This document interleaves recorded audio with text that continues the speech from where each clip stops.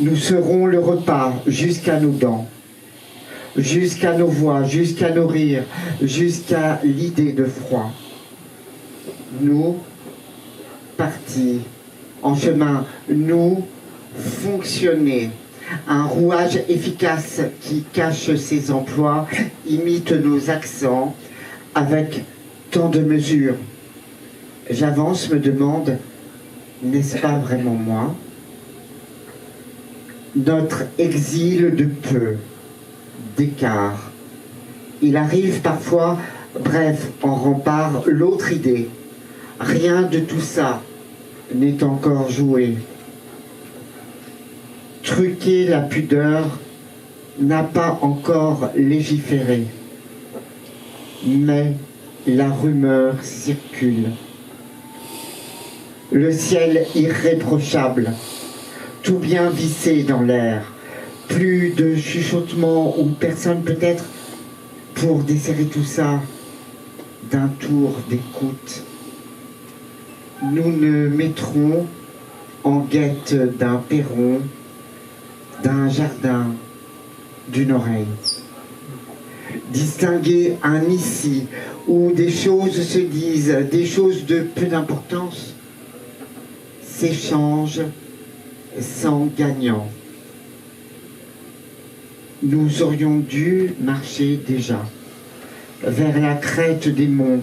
Là, des herbes timides tentent d'envelopper. Je m'en irai servir. Être un bout de ce voile. Voir de loin les gens qui remuent. Les murs que nous n'avons pas terminés. De bâtir un peu de travers. Mieux revenir en tissu démaillé.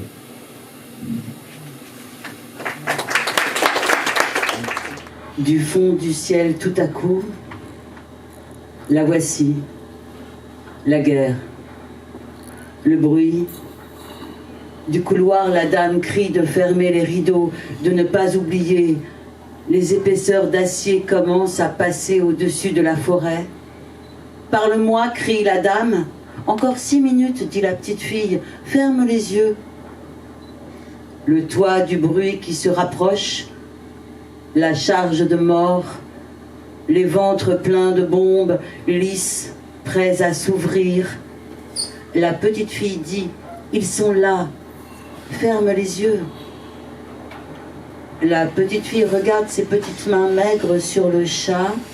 Elle tremble comme les murs, les vitres, l'air, les tours entières, la masse de la forêt.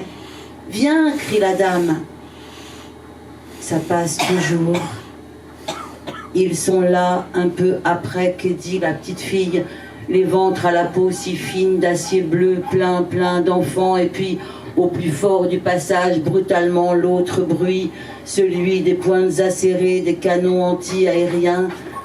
La petite fille écoute, attend, écoute encore le vent. Et autant on emporte le vent.